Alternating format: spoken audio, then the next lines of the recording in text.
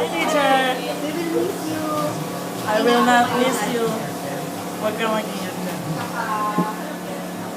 Ayoko na magsalita. I'm just, Puro baliktad na you know, I will love you forever. Mamimiss ka namin, teacher. I love you. Pagpapay na yun. Sakyan mo. Ha? Sakyan mo ako. Diyan, hindi ko makakalimutan yung mga advice mo.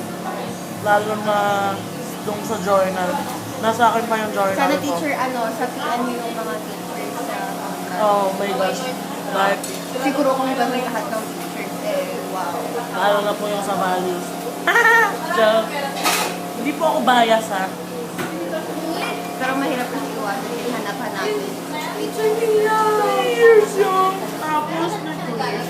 Hindi natin siya teacher na first year. 2 years yun. Sana po pagbalik